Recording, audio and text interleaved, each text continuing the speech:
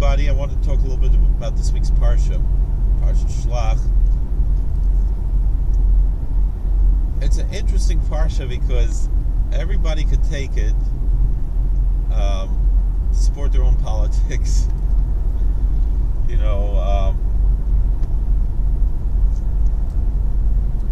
I remember reading a book by a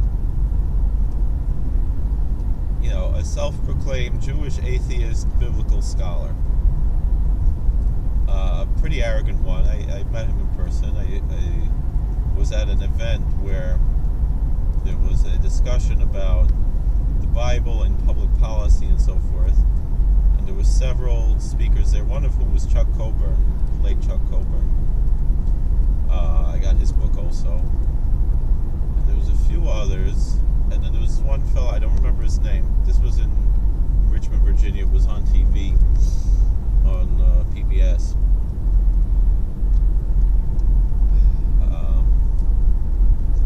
I remember I sat in the audience, and I sat in this particular place. And then they asked me if I could move, and they sat me right up front. I thought, oh, now I'm going to be right front and center for the cameras, when they look at the audience, and they, the Chassidish Levush, the hat and everything is so impressive, They put me right up front now. That's a big honor, And then I found it online eventually, and excuse me, and there was nowhere to be found until the very end at the credits. You could see me standing up and walking around, as Rory Calhoun,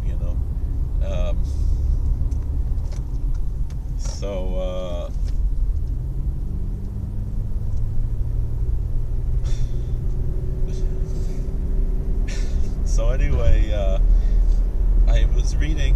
I had figures good bathroom reading from this very arrogant atheist professor, and he said the one story that I found to be very interesting was, a group of his fellow professors, all Bible scholars, were sitting and debating different things. What is the biblical perspective on X, Y, Z?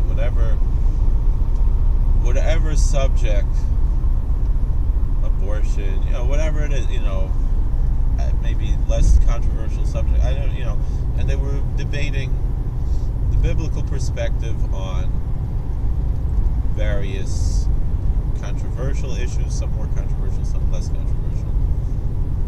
The substance of their conversation is irrelevant, as we're going to demonstrate. At the end, one of their senior professors there, they were out in the bar and they were drinking. Out of somewhat of a drunken stupor, the one professor, he was kind of a mentor to the rest of them, I believe. He turned to them all and he said, you guys got it all wrong.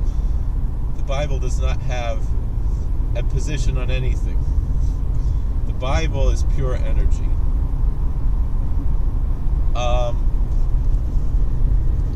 Now, I disagree with that statement, and I agree with it. I agree with it in the sense that, we have to understand, why it is that we have a Torah Sheba'al Peh. Really, that's the first, most fundamental aspect. Why, as Jews, do we have an oral tradition? Why wasn't it good enough just to have the Bible? And there's many, many different points in this. Many things we could discuss about this issue. But the insufficiency of the Bible, as the Catholics are wont to say, as opposed to the Solo Scriptura approach, that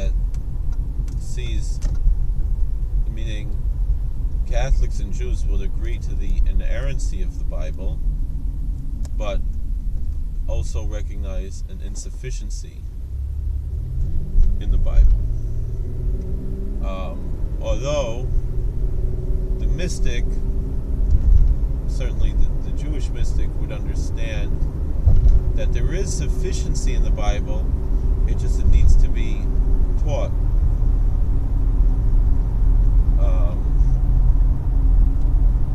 Biblical sufficiency needs to be taught, meaning that everything that's in our oral tradition is in the Bible. We need to learn how to find it. And that's why really all of our oral traditions are not, generally, although, we have two different approaches, but there's two ways that, like I said, there's two ways that we can approach our oral traditions. Some are Bible commentaries. Generally, the Midrashim are written like that, but the Talmud is not written as a Bible commentary. It's not a running commentary of the Bible the way Midrash Rabbah or the Zohar or any of the subsequent commentators are. Those are Divrei Chazal, and then the subsequent commentators of Rishonim, which build upon those and so forth, and sometimes upon their own understandings of Scripture. Those are running commentaries to the Bible. The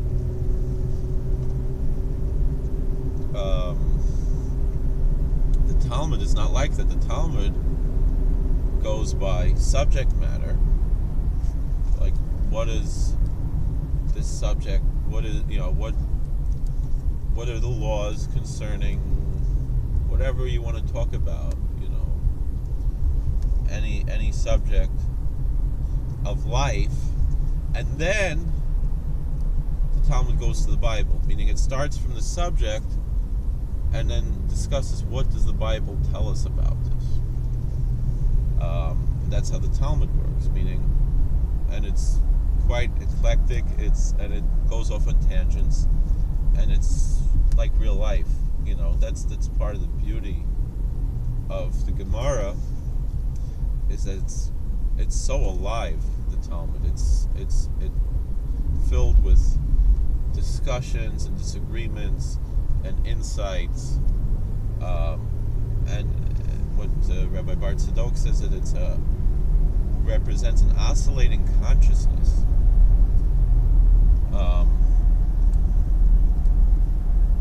Scanning around, and it's quite beautiful, and it's quite incredible.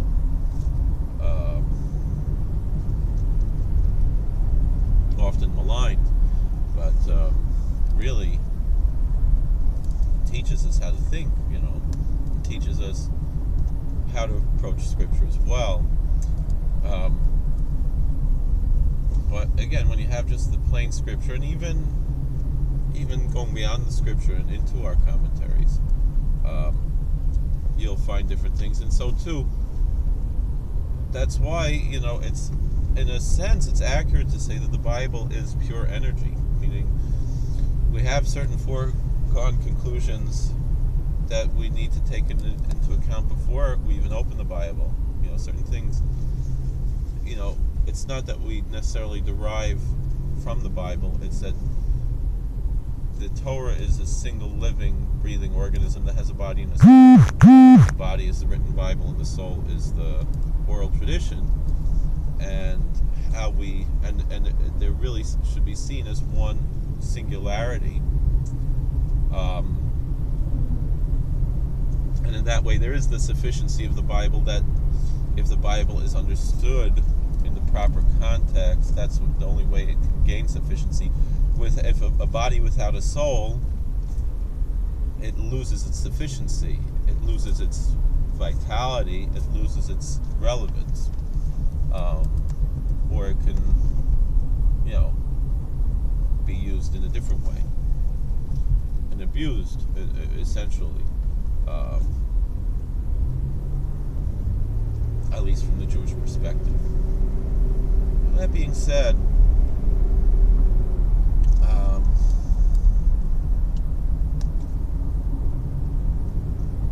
how do we find this balance?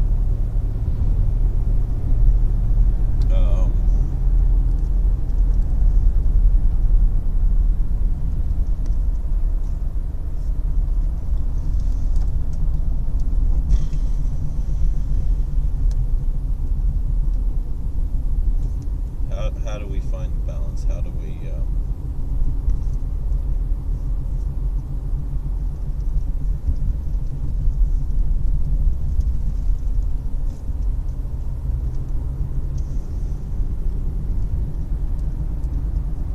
and the answer is through the Jewish answer would be through the Jewish understanding of Torah, which is not always going to be balanced. There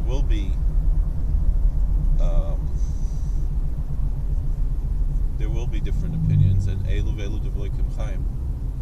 Both this and that are the words of the living God, and we have to accept the fact that we can agree to disagree. And so, in our approach to this Parshas Shlach,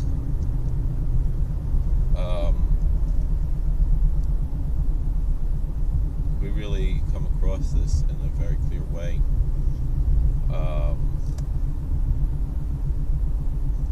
Parshas Shlach, we discuss, first of all, just to have some understanding of exactly what's going on here.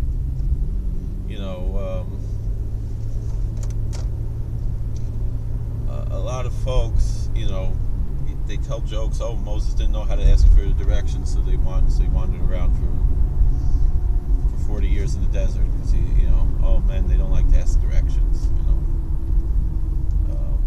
That's not why. They were there already. They got to the Holy Land, and God told them, no, you can't go in. So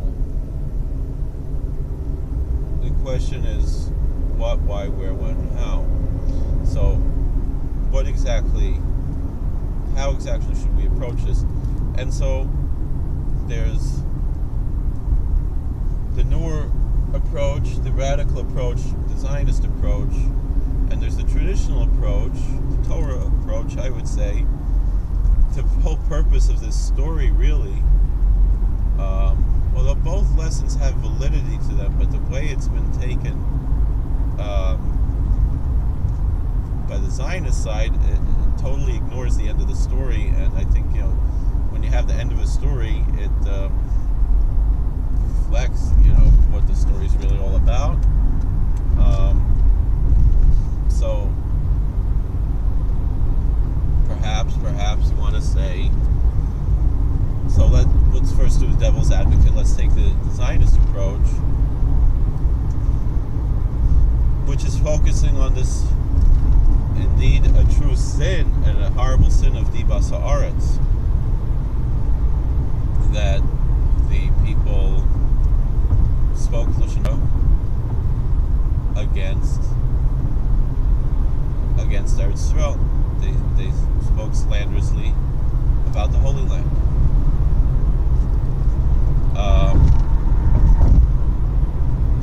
And for that they were punished. That they have to wait another generation before they go into the Holy Land. That generation would have to die out, and then their children would go into the land.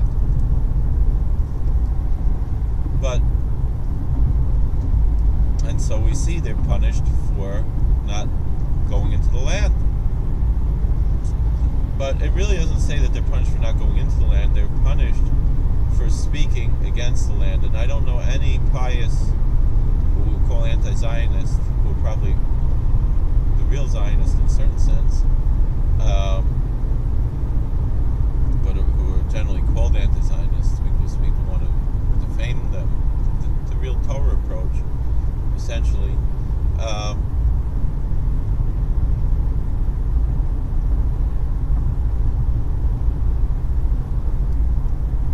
No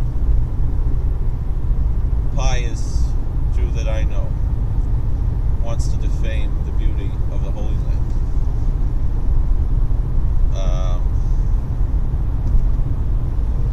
But I think it's also a short-sighted concept of what the Holy Land is all about, but we can put that aside for now. I mean, the Medrash tells us that when Mashiach comes, Yerushalayim will be big as Eretz Yisrael, and Eretz Yisrael will be big as the whole world. Now, does that mean that the rest of the world is going to get bigger? And that it's still going to be a whole world that's not Eretz Yisrael? You really think that that's what it means? I don't think that's what it means. I think what it means is that when Mashiach comes, the whole world is going to be holy. We're going to recognize, meaning being in Golus, in our mind, makes us think that this piece of land is holy and the rest of the world is not holy. And halachically, the halachic parameters of what the holiness of Eretz Yisrael means are quite simple. It's not something mystical, magical, supernatural, spiritual, really. It's something that's very practical. It's that the Bible gives us certain laws that are agricultural laws. And most of those agricultural laws only apply in the Holy Land. And that's the holiness of the land.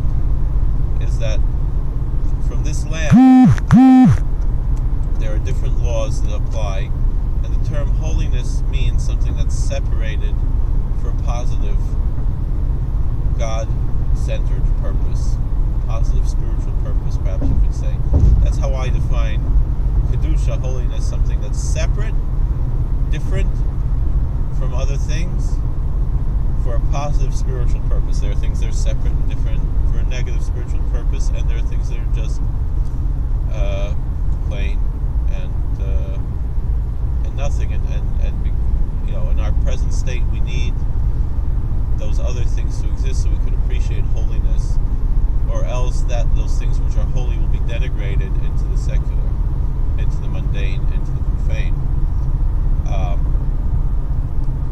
And so there needs to be a separation between that which is holy and that which is unholy, because we are in an imperfect world. We're in a fallen state.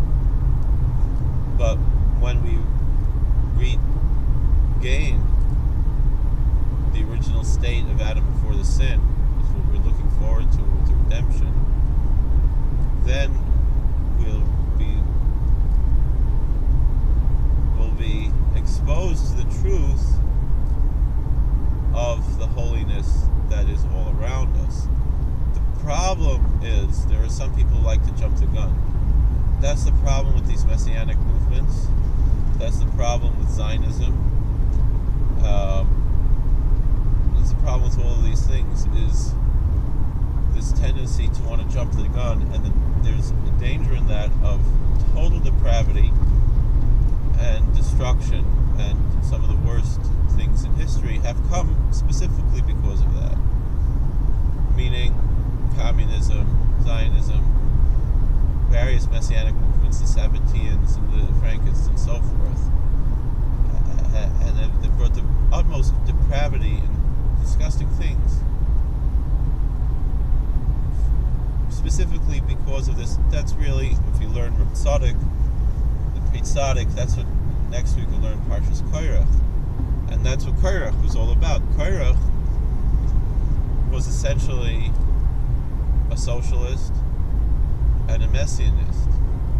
I don't mean messianic in the sense of Jesus. I mean, they take that to mean, it's like one particular famous anti-missionary speaker. I don't know if he's really a rabbi or not, and we all have issues in life, and he's dealing with his, and it's not for me to judge. But I have aided some of his victims. But I also no saint. So it's not for me to judge. But I'm quoting him, though. I would like to say Davar B'Shem Oimrei, but that's like what the Svarma Condition say. That's why sometimes it says Acherim Oimrim, because you can't mention their names, and it's unfortunate because they're saying something very good. Not that the other Acherim Oimrim is for these reasons, but for this reason I'm choosing not to, because I don't want to trigger maybe one of my friends who was victimized by him might be hearing this, so I don't want to trigger. And it's unfortunate. Part of Galus that we have to deal with these acher mamrim. But he said we're, and he's not the first to say. He said we're also Christians, just that we're pre-Christians and they're post-Christians. Christ just means Messiah. We don't think Jesus is the Messiah, but we are waiting for a Christ, not the Son of God, not someone who's he might be supernatural, but not someone who is worthy of worship. There are, traditional approaches to the idea of the Messiah that understand the Messiah to be an angel, an angelic type of, demi-angel, I would say. That is something that's kosher, but it's not universally believed, and it's not necessary to believe such a thing, but it's kosher to believe such a thing. And there are those who have such a belief, talk about the secret soul of the Messiah and so forth. And I think that's where a lot of Christian theology comes from, those sources, and misunderstanding them because of various things that it's not time to get into right now. But that was the point that I want to make. So the same thing. So the thing is, they've hijacked that term to the point where we can't use it anymore, So the same thing, some of these messianic movements, they've brought, Christianity was really one of the best of them, because even though it has brought destruction to the Jewish people and has brought certain problems to the world, the positive aspects of Christianity far, far, far, far, far outweigh the negative aspects of Christianity, particularly in our day and age. As many Christians have become more mature, thanks to the Enlightenment and so forth. And, we're dealing with a different Christianity, even though there were sublime thinkers in Christian circles throughout history. There were also just as many who were extremely flawed, and even some of those sublime thinkers almost all of them were flawed people, but as they would admit themselves, that's neither here nor there. But some of these other movements in our day and age have brought even the Sabbateans and the Frankists under wraps. There certainly are. There's a tremendous amount of proof that most of what we call the Jewish left is really the Frankist or Sabbatean left, and that's why there's so much depravity in the world today, because it's going back to the disgusting approaches of the Sabbateans and the Frankists, and that's why. And the thing is, we often get blamed for these things because of that, and even our holy books that they abused and misused in those days and current days have more or less discarded. We get maligned because of the disgusting things that they misinterpreted into our own books. Again, back to saying that the Bible is pure energy, and not only the Bible, but the same the Talmud, and maybe even more so the Talmud, the Zohar, so forth, in their written form. Because you can just read a book and you think, somehow that every word in this book is equal to every other word in this book, which is not true.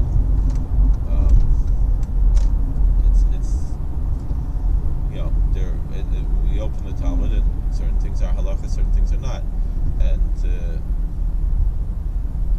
we don't paskin like everything, and the only reason why they're recorded is to teach us a lesson, like the Mishnah says, that not to stand on our word, to humble us, and that's why these things are written in there, just to teach us humility, that if the greatest people in the world admitted that there's different views in the world, so all the more so we, very flawed sinners, and not to insist that your way is right. And that's why I'm admitting that maybe my way is wrong, maybe what I'm saying is wrong, and that's what we're supposed to do. That's what the Torah expects of us: humility. That's really what it's all about. That's why we're here in this world, to learn humility, to overcome the challenge. Now, we could go a little further, and we can discuss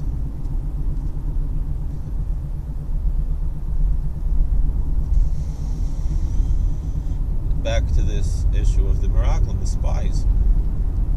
What happened after the story of the Meraglim was the Mapilim. And everybody likes to ignore the story of the Mapilim. What happened? God said, alright, you blew it. It's too late. You're going to wander in the desert for 40 years until this whole generation dies, and then you can go into the Holy Land.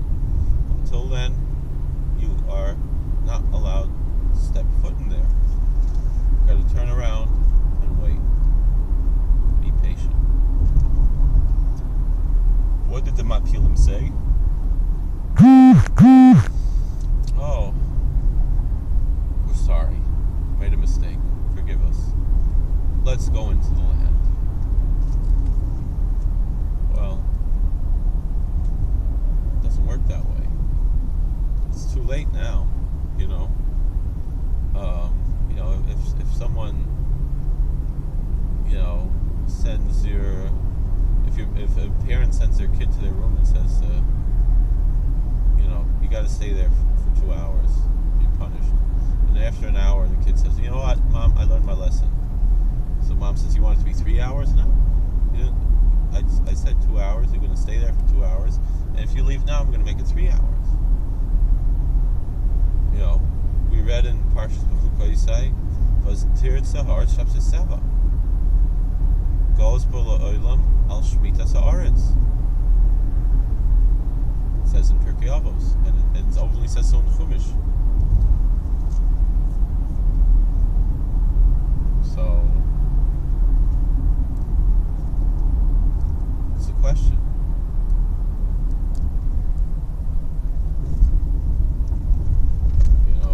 We're supposed to patiently wait for the Messiah to come. If God put us in exile, He put us there for a reason, and we can't just pick up and say we want to change it. So they said, but God's doing this. That's going to be their answer. That's the Zionist answer. This is a miracle from God. Well, we don't base our religion on miracles, Just because somebody walks on water doesn't mean that he's God or the Son of God or the Messiah or even a prophet or anything. Read Deuteronomy 13. I don't mean that disrespectfully. That's just our perspective, and I don't mean that to be disrespectful to our Christian neighbors, but from the Jewish perspective, that's our answer for the people who want to know. Is Deuteronomy 13. I remember listening to an evangelical preacher on the radio preaching on Deuteronomy 13 and saying that this is talking about the Pope, this is talking about the Roman Church, and well, look at yourselves first, Do you realize why is it not talking about Jesus? How can you justify that it's not talking about Jesus? Well, he said if one jot, one line, or one iota of the law and prophets falls, then he's the least in the kingdom of heaven.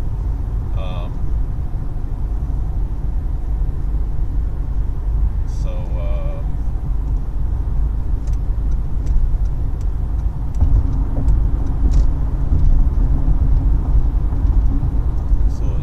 what exactly is going on?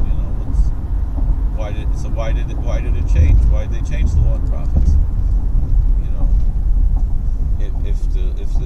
If someone are they then condemning themselves because they've changed the law and the prophets to be the least in the kingdom of heaven? Then it's just contradictory, And so and the law and the prophets tell us, what's going to be when the Messiah comes. I'll do it again next time. Well, where does the Bible say that it's going to be next time? So how do you know that this first time meant anything? The only thing is, God, like Maimonides says, God in His wisdom sent this to make the world a better place. Meaning, we can agree that the world is better off with Christianity as a dominant religion than the ancient pagans, who had no regard for human life.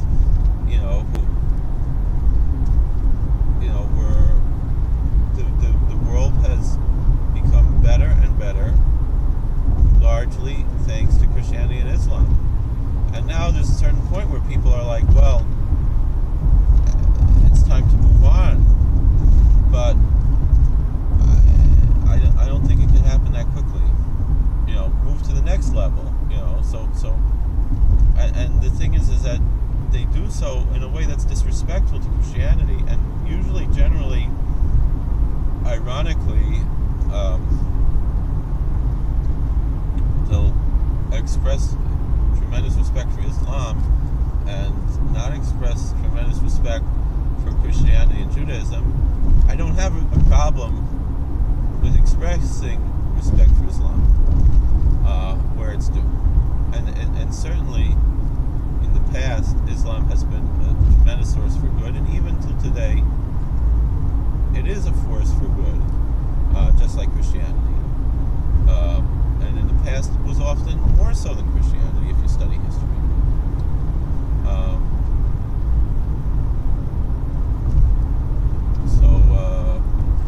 But today there's a tremendous amount of negative as well. And there's much less negative, even though there's still negative coming from Christianity, and negative coming out of the Jewish communities away from Judaism. And many Christians and Muslims would say the same thing, that the negative things in the church or in the mosque are aberrations and not authentic Christianity or Islam, but rather hijacking the religion. And we see the irony is that in Judaism, it's the liberals who are the hijackers, for the most part. Although there are conservative, orthodox, ultra-orthodox who are problematic, but that's mostly an issue of fundamentalism, a my way or the highway approach, on both sides, which that knows no borders. That's something that you could be on any camp, and if you think your way is the only way, I'm talking specifically, for sure, you have several different Orthodox Jewish camps, ultra-Orthodox Jewish camps, and the hatred for the ones that are the most similar to them are more than the hatred for those who are different than them. The closer they are, the closer is the disagreement.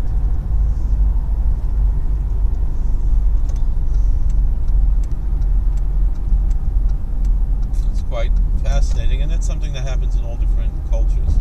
We see that also in the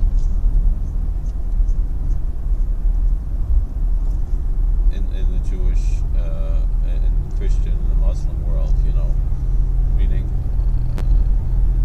by Muslims, the Sunni and Shiite split is sometimes, stronger than the differences between a Muslim and a non-Muslim. There's more ill will there. There's more bad blood. Same thing, not just, let's say, between Protestants and Catholics, but even, let's say, between various Protestant groups. There's and various schisms within the same church will often bear more ill will than the difference between, meaning, I don't know. I don't really know enough about schisms, but let's say, I don't know, probably 3 or 4 different types of Presbyterians. I don't know.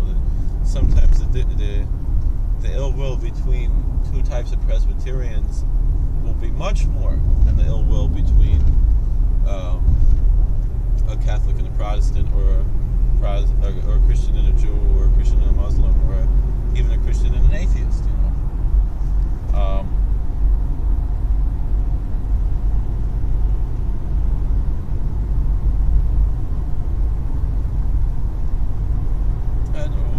What we can discuss about that, it's neither here nor there. But that's what we have to cure.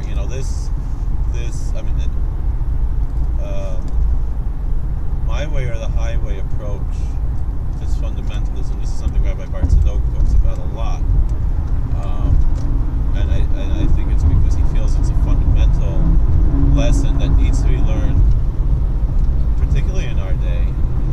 I mean, that's the lesson we have to learn from this shooting the other day. The type of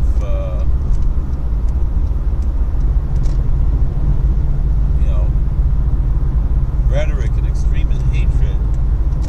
There's no reason for the hatred.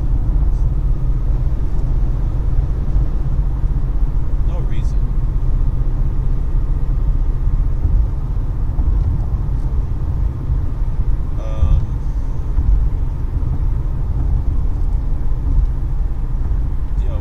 We can agree to disagree. We have to learn how to agree to disagree.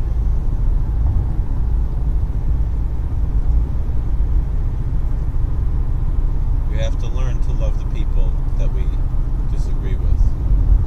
There is a certain truth in the teachings of Jesus of love your enemies, which is a Torah idea. People will say, what do you mean love your enemies? Says don't take revenge. What kind of enemies are we talking about? Let's forget about the big enemies. What about your rival in business? What about the guy who didn't invite you to his son's wedding after you invited him to your son's wedding? What about, do you love those people? What about the guy who goes to the wrong shul? Do you love those people? You're supposed to. You're supposed to. They're not supposed to be your enemies. That's the point. When we say love your enemies, and don't take revenge, don't bear a grudge. That's what the Torah says. When you see your enemies,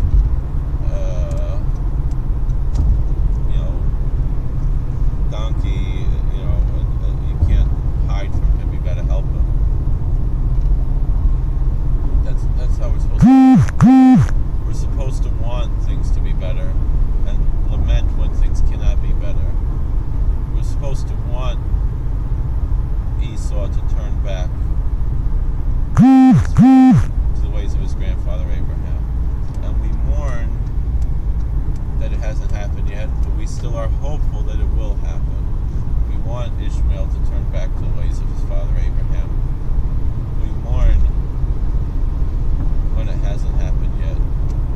We expect it to happen someday. We expect the world to be a better place someday in the future.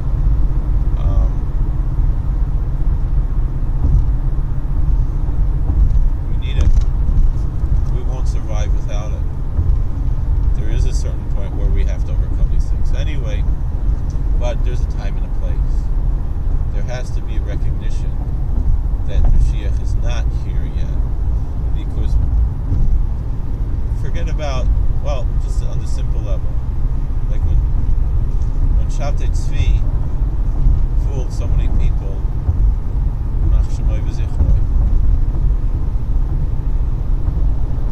people got up, they left their homes, and they just left them. They didn't even sell them. They didn't because they were like, Mashiach's here already. And when it was time to go home, when they realized they were wrong, there was nowhere to go home to.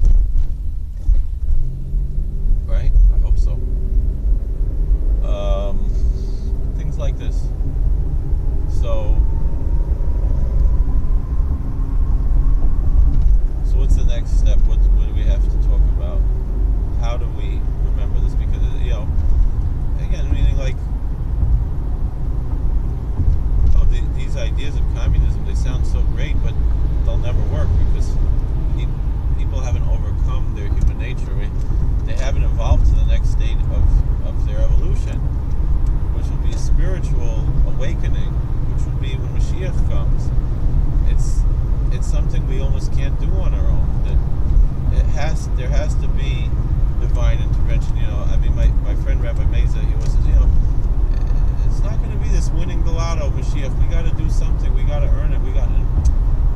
It's not going to happen. We got to try our best, but there's a certain point.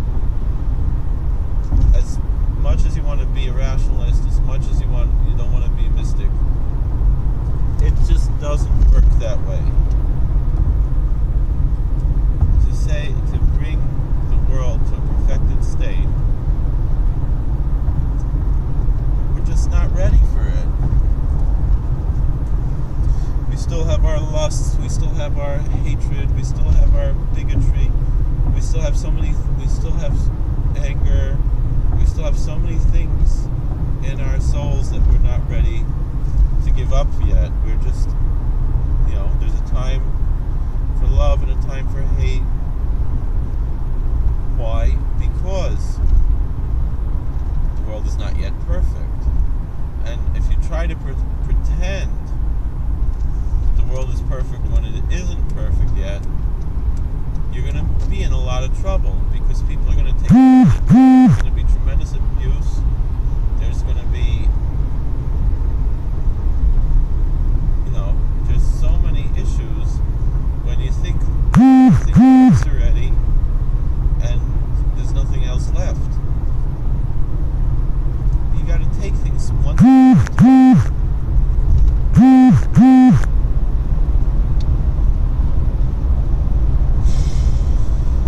Well, so that's the real message of Parshas Shlach, and that's also the message of Parshas Torah, is that we are not ready yet. We made mistakes. It's not even,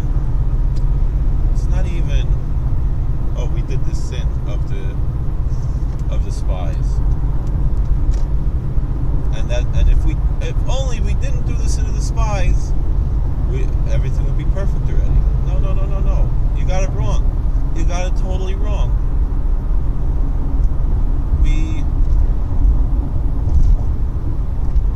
We're not ready. That's why it says, Shlach lecha, go send spies. Make sure that we show the world that it's not ready yet. We demonstrate Mashiach isn't here yet. And so Shlach lecha, send for yourself spies, because it's not time to go to Eretz Yisrael yet. We need another 40 years. We need to learn some more lessons. And even then, when we go in, it's not going to be perfect yet. And we're going to have to leave again. And come back again and leave again. Till we learn the lesson, the miraculous lesson that the whole world is full of God's glory. That the whole world it has potential to have the holiness of the Holy Land. That the whole world could be Jewish. Could be. Don't think it can't be. Gemara says, Lasid Lavai Kulam Gerim Purim. Gemara says, when Mashiach comes, everyone's going to convert to Judaism. Well, how come I never heard that? Well, I don't know. The Gemara says it, This is what the Gemara tells us.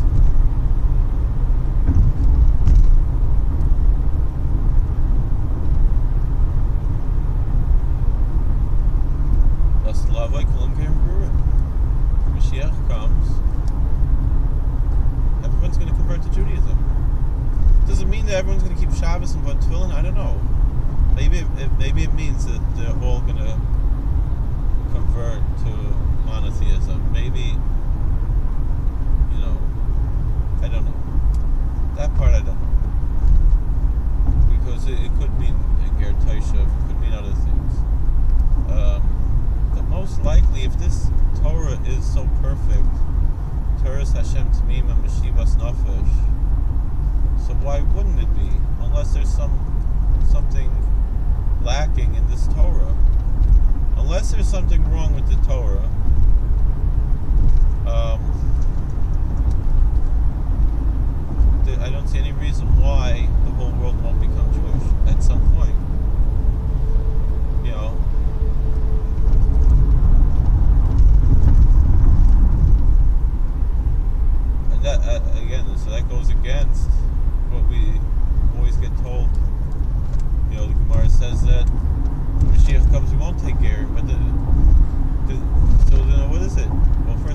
Bezdin isn't taking Gerim.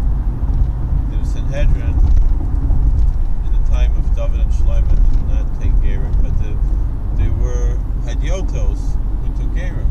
That was just like we have Bismanas now. We don't have a Sanhedrin Bismanas now.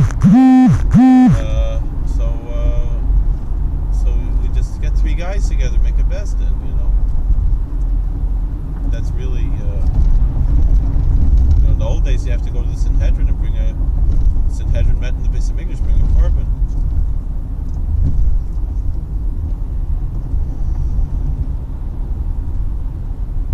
So, I gotta get gas.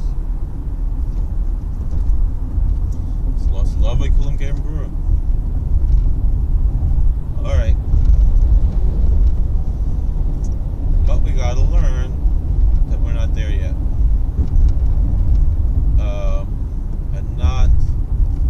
It's not to say we don't take Gerim. And it's not to say we don't try to make the world better. But it is to say,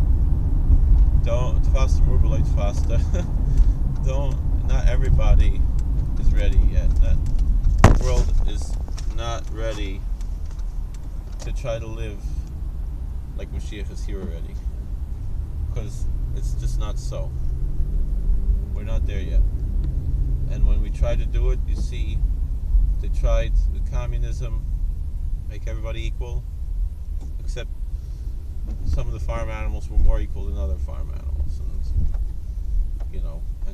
and one big equalizer was death. It just wasn't. The world wasn't ready for it. We didn't have the, And that's the problem with these Messianic movements. That's the evil of these Messianic movements. They lead to death. They lead to destruction. They lead to horrible things that the world's not ready for. And I know they mean well, but eventually they don't, until they don't.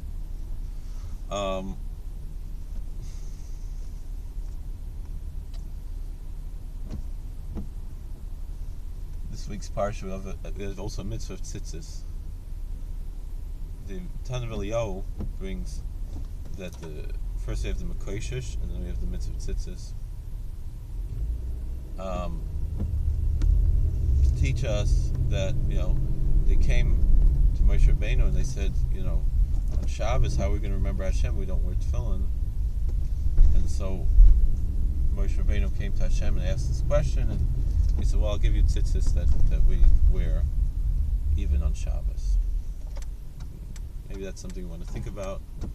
And then the next thing is another thing, just a lesson I have about tzitzis and Parshas Shlach.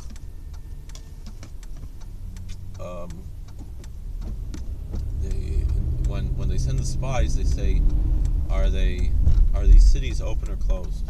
Do you have a wall, or are they open cities? Also wanted to just quickly share something. Rabbi Tursky was in the hospital this week, and he shared the following teaching today in the email. He said the first set of spies in the time of Moshe Rabbeinu, they wanted to see if they could conquer the land. In the time of Yehoshua, when they conquered it, they didn't want to see if, they just wanted to see how. And so that's.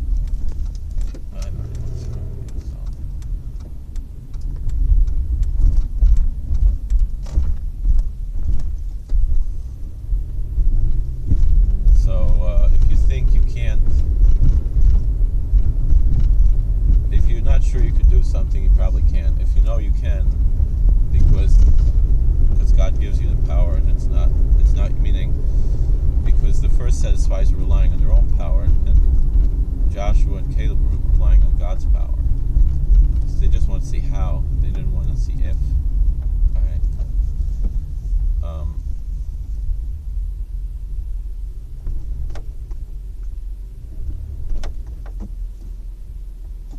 That's one thing. So then we could go further.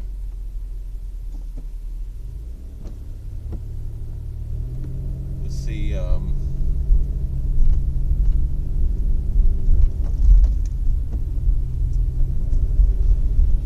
What I want to say about this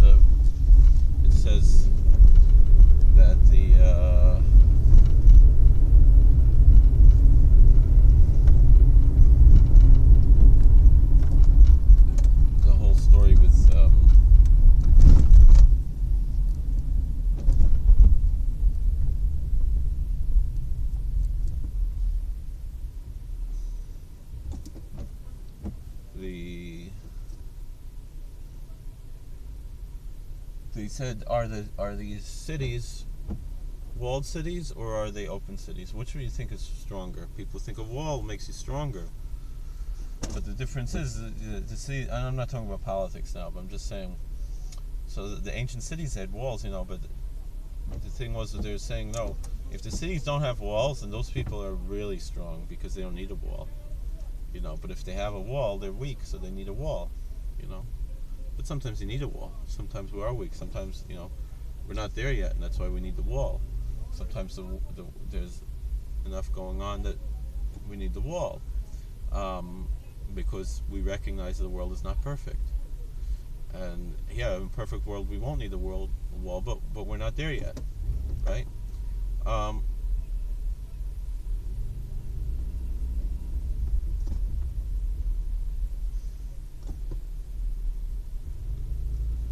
But let's get back to something else.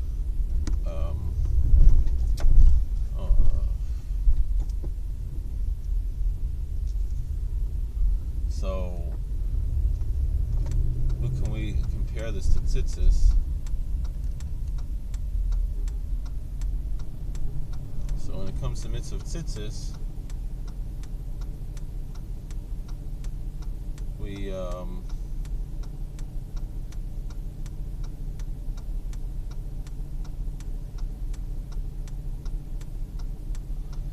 there are two ways you can wear tzitzis. You can wear tzitzis hanging out, or you can wear tzitzis inside. It's an interesting thing how this is one thing the Sephardim follow the Rizal and the Hasidim follow the Mechaber Shulchan Aruch, the Beis Yosef. Beis Yosef says you're supposed to wear the talis cotton on top of your clothes, and the tzitzis should be exposed. The Ariya Kodesh says that the talis cotton should be hidden. So which is it? And that's why even some Hasidim, in deference to the Ariya Kodesh, they'll wear a what do they call it? They wear a vest on top of the tzitzis to cover the garment somewhat, particularly if they're not wearing a rekel or something in the baggage,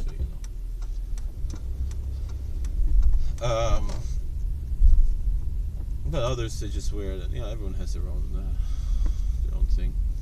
So anyway, the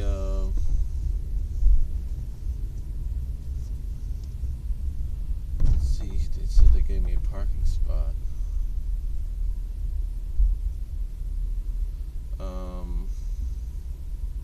It's a friend of mine. He was Sephardi. He is Sephardi, and he said.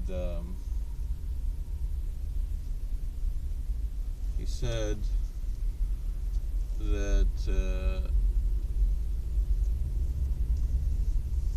he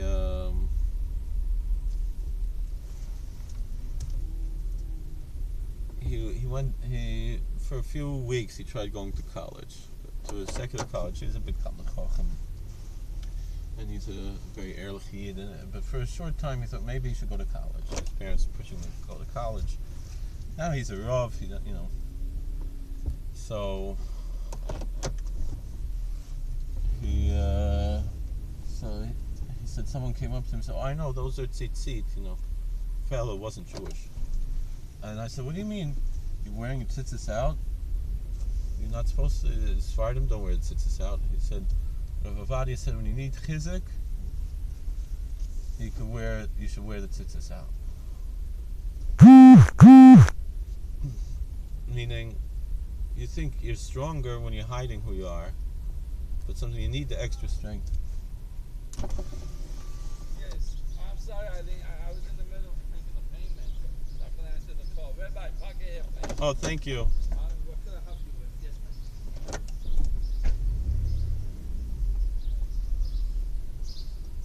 So that's the message of this, the connection between the beginning of the parsha and the end of the parsha.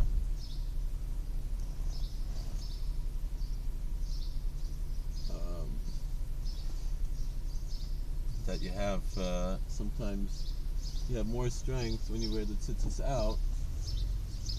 It's that's the wall you need to give you extra strength, and sometimes, yeah, maybe the person is inherently stronger without needing to have the tzitzis out, but we're not there. We're not in that world. We need chizik. We definitely need chizik. All right. Well, and we're where we need the walls. All right. God bless you. Thank you for watching. Please like, share, subscribe, and look forward to. And I wish you a good Shabbos. All right.